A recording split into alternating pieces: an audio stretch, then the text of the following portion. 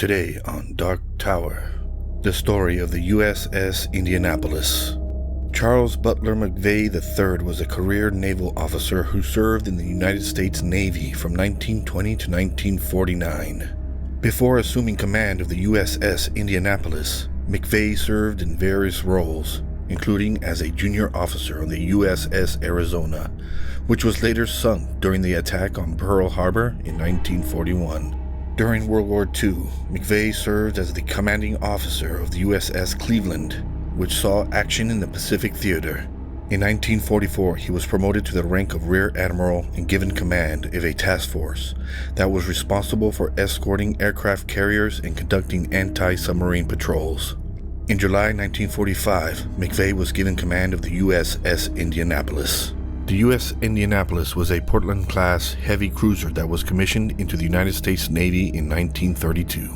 The ship was 610 feet long and 66 feet wide and had a displacement of 9,550 tons. Its propulsion system consisted of 8 boilers and 4 Parsons steam turbines that drove 4 propellers, which generated a total of 107,000 horsepower and gave the ship a top speed of 32.5 knots. The ship's armament included 9 8-inch guns, 8 5-inch guns, and several smaller anti-aircraft guns. The Indianapolis was heavily armored and featured a double bottom, which provided additional protection against torpedoes and other underwater threats. The ship was designed by the New York naval architect firm of Lay & Foss, and construction began in 1930 at the New York Shipbuilding Corporation in Camden, New Jersey. The ship was launched in 1931. It was commissioned into the U.S. Navy and underwent several upgrades and refits over the course of its service. It served in various capacities throughout World War II, including as an escort ship for aircraft carriers and as a participant in several battles. In 1943, the Indianapolis was responsible for transporting President Franklin D. Roosevelt to the Casablanca Conference, where Allied leaders discussed their strategy for winning the war. In 1945, the Indianapolis was tasked with a high-speed voyage to deliver the crucial components of the atomic bombs to the island of Tinian, one of the Mariana Islands. No one on board knew that the cargo consisted of uranium and other parts for the atomic bombs named Little Boy and Fat Man. Little Boy was to be used in the first atomic bombing of Japan at Hiroshima, which ultimately played a significant role in ending the war. The Indianapolis traveled from San Francisco to Tinian in only 10 days. After completing the delivery on July 26th, it proceeded to Guam and then was sent to Leyte Gulf in the Philippines. After its mission to Tinian, the ship was not given an escort to protect it from submarine attacks on its journey to Leyte. During World War II, naval ships often used evasive maneuvers to avoid detection and attack by enemy submarines. One such maneuver was the zigzag or jinking maneuver, which involved changing course rapidly and unpredictably to make it more difficult for enemy submarines to aim their torpedoes accurately. This maneuver, however, was deemed not necessary by the Captain Charles McVeigh. On course to the Leyte Gulf, on July 30th, 1945, the Indianapolis was targeted by the Japanese submarine I-58. The commander of the submarine, Commander Mochitsura Hashimoto, sent 2 torpedoes which struck the Indianapolis. The ship suffered catastrophic damage and quickly took on water, necessitating that all the sailors abandon ship. In only 12 minutes, the ship had sunk, leaving the men in the middle of nowhere in the vast ocean. Here are some of the effects the men suffered while adrift in the open sea. Dehydration. The first and most immediate danger that the survivors faced was dehydration. With no fresh water and limited food supplies, the men quickly began to suffer from thirst and exhaustion. They drank seawater in desperation, which only made their situation worse. Some tried to capture rainwater in their shirts or life rafts, but the tropical sun was intense and they received little relief from the heat. Shark attacks. Perhaps the most infamous danger that the survivors faced was the constant threat of shark attacks. The waters around them were infested with sharks, and the scent of blood from the many injuries sustained during the sinking attracted them to the area. The sharks attacked the men relentlessly, often taking entire limbs in one bite. Many men were killed by the sharks, and the survivors were forced to fight them off with whatever makeshift weapons they could find, such as knives, paddles, or even their bare hands. Injuries. Many of the survivors were injured during the sinking, either by the initial blast or by the impact with the water. Some were burned by the fuel oil that covered the water surface, while others were injured by falling debris or being caught in the ship's propellers. The injuries were often severe, and without medical attention, they became infected and worsened over time. Mental strain. The physical challenges of dehydration, exposure, and shark attacks were compounded by the mental strain of being adrift in the open sea. The men were forced to confront their mortality, to grapple with the loss of their shipmates, and to endure the hopelessness of their situation. Some men went insane from the trauma and thirst, while others committed suicide by swimming away from the group. After the sinking of the USS Indianapolis, Captain Charles McVay was one of the few survivors of the disaster, spending 4 days floating in the Pacific Ocean before being rescued. McVay described his survival in a few different ways in the years that followed.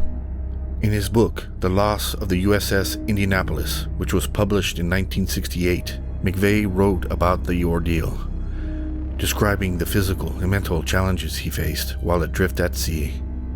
He wrote about the intense thirst, hunger, and exhaustion he experienced, as well as the terror of being surrounded by sharks and the heartbreaking loss of his shipmates. Despite the many challenges they faced, the survivors of the USS Indianapolis showed remarkable resilience and resourcefulness. They worked together to support one another, to ration their supplies, and to signal for rescue. Their bravery and endurance in the face of such adversity remained a testament to their courage and determination. On the 4th day after the sinking, a Navy plane on a routine patrol spotted the survivors in the water and radioed for rescue. The first rescue aircraft arrived within hours, dropping life rafts and survival gear to the men in the water. Over the next hours and days, additional aircraft arrived to drop supplies and to guide rescue ships to the area. Finally, on August 2, 1945, the USS Doyle arrived on scene and began picking up the rest of the survivors. The men who were still alive were covered in fuel oil, dehydrated, sunburned, and covered in saltwater sores, and many were severely injured.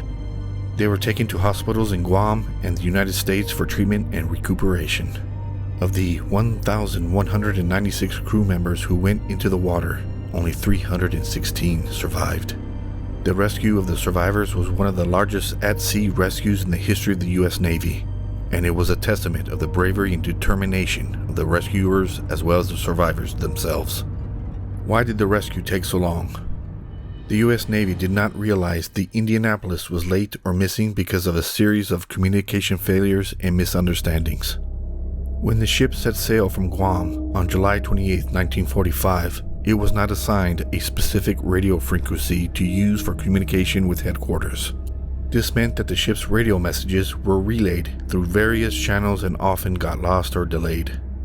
Additionally, the ship was not required to report its position to headquarters regularly, as it was assumed to be safe in the open sea. As a result, the Navy did not realize that the Indianapolis was overdue for its arrival at its next port of call, Leyte, in the Philippines. When the Indianapolis failed to arrive at Leyte on schedule, the Navy assumed that the ship was delayed due to bad weather or other operational issues. It was not until several days later that an officer at Leyte realized that the ship was missing and raised the alarm. Even then, there was confusion about the ship's last known location, which delayed the search and rescue efforts. Overall, the failure to realize that the Indianapolis was missing was due to a combination of communication breakdowns, assumptions about the ship's safety, and confusion about its whereabouts. The tragedy highlighted the need for improved communication and tracking systems in the Navy to prevent similar incidents in the future. After the rescue of the survivors, a court-martial was convened to investigate the sinking of the Indianapolis and to determine if any individuals were at fault for the loss of the ship. Captain Charles McVay, the commanding officer of the Indianapolis, was charged with hazarding his ship by failing to zigzag, which would have made it more difficult for the submarine to target the ship. During the court-martial, Commander Mochisuda Hashimoto, the commander of the I-58, testified via written statement that zigzagging would not have saved the Indianapolis. He stated that he would have still been able to successfully attack and sink the ship even if it had been zigzagging. However, Hashimoto's statement was not introduced into evidence until after McVay had been convicted and the sentence had been handed down. In interviews with journalists and historians, McVeigh also spoke about the guilt he felt in the aftermath of the disaster. He believed that he failed his crew by not taking sufficient precautions against the submarine attacks, and he was haunted by the memory of the many lives lost under his command. Despite this, McVeigh maintained that he had done everything he could to save his ship and his crew, and he defended his actions in the face of criticism and blame from others. After the war, Hashimoto gave further testimony that supported McVeigh's defense. Hashimoto stated that he had been ordered to attack the Indianapolis, and had done so in accordance with his orders, and that McVeigh was not responsible for the sinking. However, McVeigh was never officially exonerated of the charges and took his own life in 1968. In the year 2000, a congressional resolution was passed that expressed regret for the failure to exonerate McVeigh. Captain Charles McVeigh was officially exonerated and recognized for his service to his country. The sinking of the USS Indianapolis resulted in the greatest loss of life at sea from a single ship in the history of the U.S. Navy. On August 19, 2017, a search ship financed by the Microsoft co-founder Paul Allen located the wreckage in the Philippine Sea, lying at a depth of approximately 18,000 feet.